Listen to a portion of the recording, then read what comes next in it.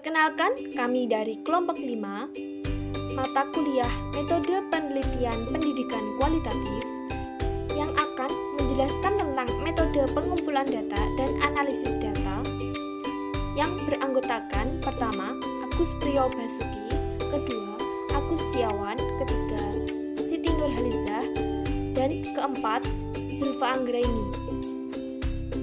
Saya akan menjelaskan mengenai metode pengumpulan data pada metode penelitian kualitatif. Metode pengumpulan data adalah cara yang dilakukan peneliti untuk mengumpulkan data-data penelitian dari responden penelitian. Cara yang digunakan dalam mengumpulkan data itu sangat erat kaitannya dengan alat pengumpul data yang digunakan. Pengumpulan data itu dilakukan dalam berbagai setting, berbagai sumber, dan juga berbagai cara. Pada metode penelitian kualitatif ini menggunakan metode pengumpulan data, observasi, wawancara, dan juga dokumentasi. Yang pertama adalah observasi. Observasi adalah bagian dalam pengumpulan data. Observasi itu berarti mengumpulkan data dari langsung dari lapangan. Dalam tradisi kualitatif, data tidak akan diperoleh di belakang meja, tetapi harus terjun ke lapangan. Data yang diobservasi dapat berupa gambaran tentang sikap, kelakuan, perilaku, tindakan, atau keseluruhan interaksi antar manusia. Proses observasi itu dimulai dengan mengidentifikasi tempat yang hendak diteliti. Setelah itu membuat pemetaan, sehingga diperoleh gambaran umum tentang sasaran penelitian. Kemudian, peneliti mengidentifikasi siapa yang akan diobservasi, kapan, dan juga berapa lama dan bagaimana. Lantas, peneliti menetapkan dan mendesain cara merekam wawancara tersebut. Wawancara yang sudah direkam harus dijaga dan ditempatkan di tempat yang baik. Dari segi proses pelaksanaan pengumpulan data, observasi itu dibedakan menjadi participan observation atau observasi berperan serta dan non-participant observation. Selanjutnya, dari segi instrumentasi yang digunakan, maka observasi dapat dibedakan menjadi observasi terstruktur, observasi semi terstruktur, dan juga observasi tidak terstruktur. Yang pertama, observasi berperan serta. Dalam observasi ini, peneliti terlihat dengan kegiatan sehari-hari orang yang sedang diamati atau yang digunakan sebagai sumber data penelitian dalam suatu pendidikan. Misalnya, guru mengamati pemahaman siswa, bagaimana minat siswa, bagaimana hasil belajar siswa dalam pembelajaran IPA, dan guru terlibat langsung ke lapangan dalam aktivitas tersebut. Yang kedua adalah observasi non-partisipan. Dalam observasi partisipan, peneliti terlibat langsung dengan aktivitas orang-orang yang sedang diamati. Maka dalam observasi non-partisipan, peneliti tidak terlibat dan hanya sebagai pengamat independen. Misalnya, pengamatan peneliti pada pembelajaran IPA di sekolah dasar, tetapi peneliti tidak terlibat dalam aktivitas tersebut, namun dapat memperoleh data. Yang ketiga adalah observasi terstruktur. Observasi terstruktur ini adalah observasi yang telah dirancang secara sistematis tentang apa yang akan diamati, kapan, dan di mana tempatnya. Jadi, observasi terstruktur itu dilakukan apabila telah tahu dengan pasti tentang variabel apa yang akan diamati. Misalnya, peneliti akan melakukan pengukuran terhadap hasil belajar siswa dalam pembelajaran IPA melalui pengamatan. Maka, peneliti dapat menilai setiap bentuk pengetahuan, sikap, dan juga keterampilan dengan menggunakan instrumen yang digunakan untuk mengukur hasil belajar siswa tersebut. Yang keempat adalah observasi tidak terstruktur. Observasi tidak terstruktur ini adalah observasi yang tidak dipersiapkan menjelaskan secara sistematis tentang apa yang diobservasi. Hal ini dilakukan karena peneliti tidak tahu secara pasti tentang apa yang akan diamati. Misalnya, peneliti melakukan pengamatan terhadap analisis kendala guru dalam pelaksanaan pembelajaran IPA kelas 5 di sekolah dasar.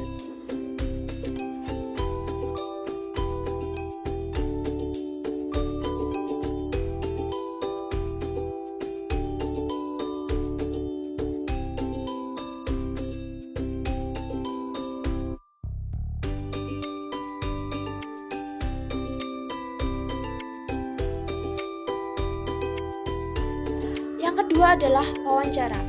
Wawancara itu merupakan salah satu metode pengumpulan data dengan jalan komunikasi, yaitu melalui percakapan yang dilakukan oleh dua pihak, yaitu pewawancara dan juga terwawancara, atau yang memberikan jawaban atas pertanyaan. Wawancara dapat dilakukan secara terstruktur, tidak terstruktur, langsung ataupun tidak langsung. Tujuan dari wawancara adalah untuk memperoleh informasi yang tidak dapat diamati atau tidak dapat diperoleh dengan alat lain. Macam-macam teknik wawancara dan juga contoh operasionalnya. Wawancara dapat dilakukan secara terstruktur dan tidak terstruktur, dan dapat dilakukan melalui tatap muka atau face to face maupun dengan menggunakan telepon. Yang pertama adalah wawancara terstruktur. Wawancara terstruktur adalah itu digunakan sebagai teknik pengumpulan data.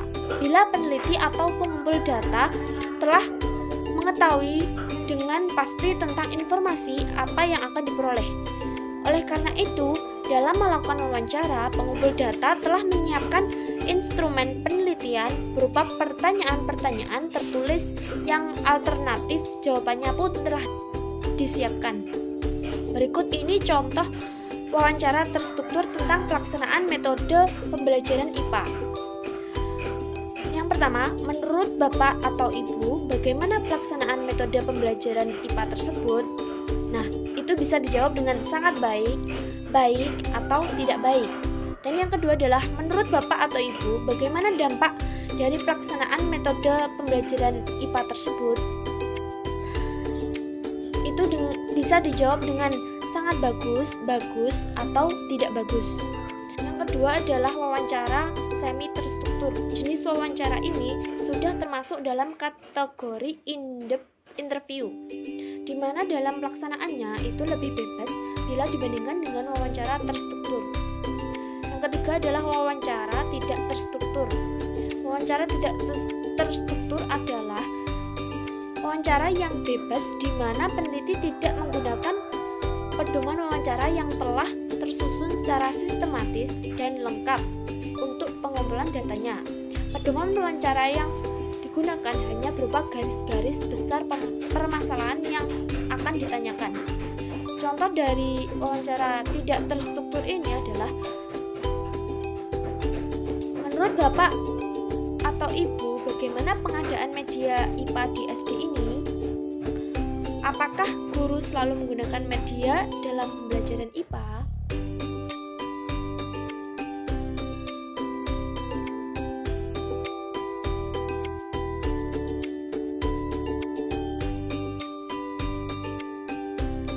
Yang ketiga adalah metode pengumpulan data dokumentasi. Dokumentasi itu berasal dari kata dokumen, yang artinya barang-barang tertulis. Metode dokumentasi ini berarti cara mengumpulkan data dengan mencatat data-data yang sudah ada. Metode ini lebih mudah dibandingkan dengan metode pengumpulan data yang lain. Teknik pengumpulan data dengan dokumentasi ini ialah pengambilan data yang diperoleh melalui dokumen-dokumen. Dokumen itu merupakan sumber data yang digunakan untuk melengkapi penelitian, baik berupa sumber tertulis, film, gambar atau foto, dan karya-karya monumental, yang semuanya itu memberikan informasi bagi proses penelitian. teknik dokumentasi itu digunakan untuk mengumpulkan. Berikut adalah macam-macam dokumentasi. Yang pertama adalah dokumen pribadi.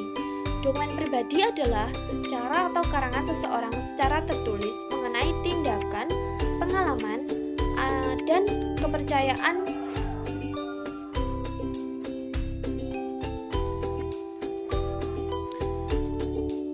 Berikut adalah macam-macam dokumentasi. Yang pertama adalah dokumen pribadi. Dokumen pribadi ini adalah catatan atau karangan seseorang secara tertulis mengenai tindakan, pengalaman, dan kepercayaan. Contohnya buku harian, surat pribadi, dan autobiografi. Dan yang kedua adalah dokumen resmi.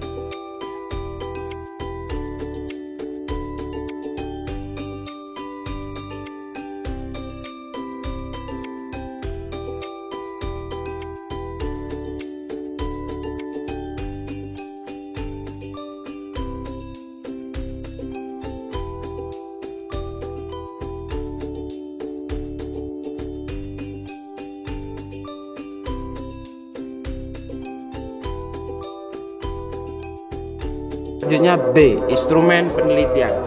Instrumen penelitian menurut Ari Guntur merupakan alat bantu atau fasilitas yang digunakan oleh peneliti dalam mengumpulkan data agar pekerjaannya lebih mudah dan hasilnya lebih baik. Dalam arti lebih cermat, lengkap, dan sistematik sehingga mudah diolah. Instrumen penelitian itu dibagi menjadi 3. Yang pertama, instrumen observasi. Observasi dalam sebuah peneliti diartikan sebagai pemusatan perhatian terhadap suatu objek dengan melibatkan seluruh indera untuk mendapatkan data observasi. Yang selanjutnya, instrumen wawancara. Dalam pelaksanaan interview dilakukan secara terstruktur dan tidak terstruktur bebas. Secara bebas artinya pewawancara bebas menanyakan apa saja kepada terwawancara tanpa harus membawa lembaran pedomannya. Yang selanjutnya, instrumen dokumentasi. Bentuk instrumen dokumentasi di atas 2 macam, yaitu pedoman dokumentasi yang memuat garis-garis besar atau kategori yang akan dicari, ditanya di checklist yang memuat daftar variabel yang akan dikumpulkan datanya. Perbedaan antara keduanya, bentuk instrumennya terletak pada intensitas gejala yang diteliti. Cukup sekian, terima kasih. Selanjutnya, saya akan menjelaskan tentang analisis data. Pelaksanaan analisis data pada penelitian kualitatif merupakan proses mencari dan menyusun secara sistematis data yang diperoleh dari hasil wawancara, catatan lapangan, dan bahan-bahan lain, sehingga dapat dipahami dengan mudah dan temuannya dapat diinformasikan kepada orang lain. Analisis data dilakukan dengan mengorganisasikan data, menjabarkan ke dalam unit-unit, melakukan sintesis, menyusun ke dalam pola, memilih mana yang penting untuk dipelajari, dan membuat kesimpulan yang dapat diceritakan kepada orang lain. Terdapat model-model analisis data kualitatif, diantaranya analisis interaktif Miles and Haberman, analisis data model Bradley, analisis deskriptif, analisis isi, analisis semiotik, analisis antar kasus, analisis jalinan, analisis fenomenologi dari Bogdan and Taylor, dan analisis komparatif. Kebanyakan mahasiswa melakukan analisis penelitian kualitatif yang kemudian studinya lapangan, interview, kemudian menggunakan analisis interaktif Miles and Haberman. Nah, ini dia skema yang disampaikan Miles and Haberman. Ada pengumpulan data, berarti kita mengumpulkan data terlebih dahulu. Apa saja pengumpulan data kualitatif, masih ingat kan? Ya, ada wawancara, observasi, dan dokumentasi. Nah, setelah data terkumpul, apa yang kita lakukan adalah reduction data. Kita mengurangi dan kita memilah-milah data-data yang berguna bagi kita atau yang bisa kita gunakan sesuai konteks penelitian kita. Kemudian setelah data direduksi sesuai kebutuhan kita sajikan data kita. Kemudian kita membuat conclusion atau penilaian kesimpulan. Nah, ini semua banyak interaktif. antara pengumpulan data, data reduction, penyajian data, dan kesimpulan. Satu sama lain bisa saling mengisi. Perhatikan dari conclusion atau kesimpulan bisa ke data collection atau saling terhubung. Artinya jika konklusinya kurang, bisa mengumpulkan data lagi dan itu tidak berlaku pada penelitian kuantitatif. Kalau sudah membuat konklusi ya sudah selesai. Kualitatif tidak, semuanya masih bisa berjalan. Proses pengumpulan data terus sampai kemudian data yang dikumpulkan adalah data yang sifatnya jenuh. Nah, mari kita bahas langkah-langkahnya dari langkah yang pertama, yaitu 1. Pengumpulan data. Data yang diperoleh dari hasil wawancara, observasi, dan dokumentasi dicatat dalam catatan lapangan yang terdiri dari 2 bagian, yaitu deskriptif dan reflektif. Catatan deskriptif adalah catatan alami, catatan tentang apa yang dilihat, didengar, dan disaksikan dan dialami sendiri oleh peneliti tanpa adanya pendapat dan penafsiran dari peneliti terhadap fenomena yang dialami. Catatan reflektif adalah catatan yang berisi kesan, komentar, pendapat, dan tafsiran peneliti tentang temuan yang dijumpai dan merupakan bahan rencana pengumpulan data untuk tahap berikutnya. Kedua, yaitu reduksi data. Setelah data terkumpul, selanjutnya dibuat reduksi data guna memilih data yang relevan dan bermakna, memfokuskan data yang mengarah untuk memecahkan masalah, penemuan, pemanaan, atau untuk menjawab pertanyaan penelitian. Kemudian menyederhanakan dan menyusun secara sistematis dan menjabarkan hal-hal penting tentang hasil temuan dan maknanya. Pada proses reduksi data, hanya temuan data atau temuan yang berkenaan dengan permasalahan penelitian saja yang direduksi. Sedangkan data yang tidak berkaitan dengan masalah penelitian dibuang. Dengan kata lain, reduksi data digunakan untuk analisis yang menajamkan, menggolongkan, mengarahkan, dan membuang yang tidak penting, serta mengorganisasikan data, sehingga kemudian peneliti untuk menarik kesimpulan. Ketiga, penyajian data. Penyajian data dapat berupa bentuk tulisan atau kata-kata, gambar, grafik, dan tabel. Tujuan sajian data adalah untuk menggabungkan informasi sehingga dapat menggambarkan keadaan yang terjadi.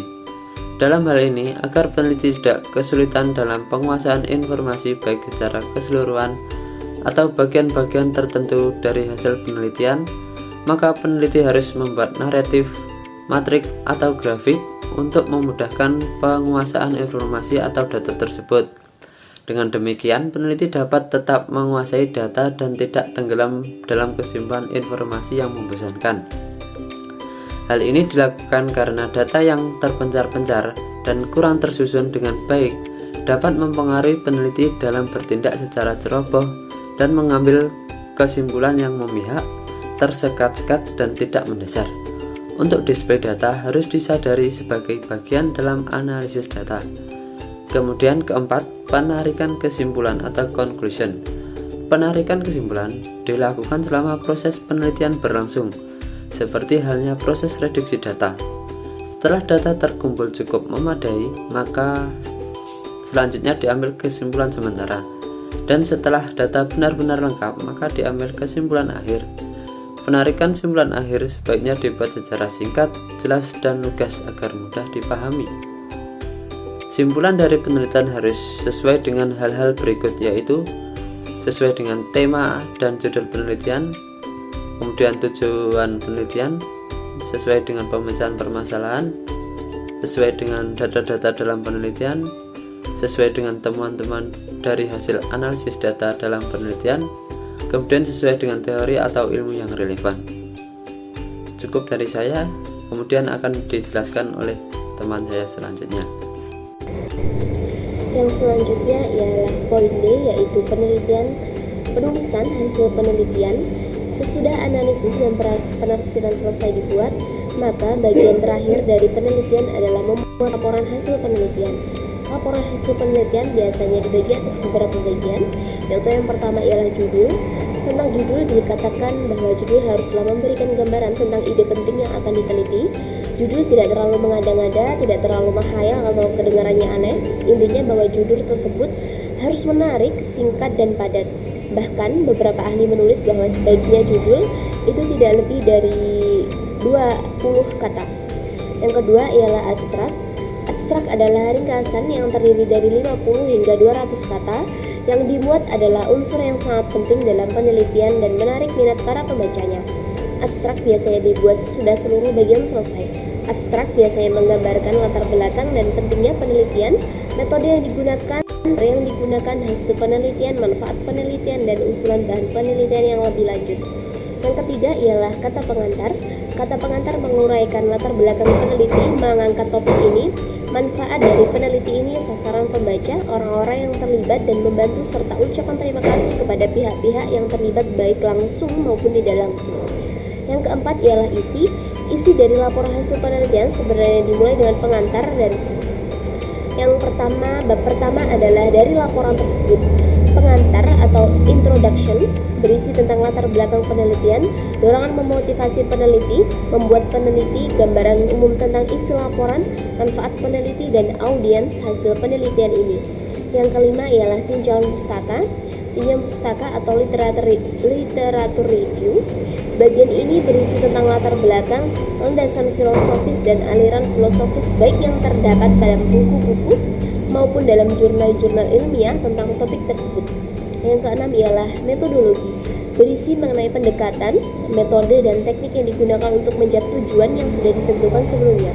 Metode meliputi penentuan populasi, sampel, instrumen pengambilan data, teknik analisisnya, serta alat ukurnya. Yang ketujuh ialah diskusi. Bagian diskusi berisi tentang penafsiran penelitian atas hasil yang diperoleh. Peneliti memberikan pemikiran dan pendapatnya berdasarkan pemahaman dan pengetahuan yang dimilikinya dari hasil yang ditemukan.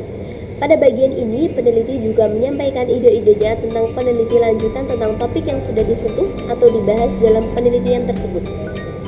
Yang kedelapan ialah kesimpulan dan saran.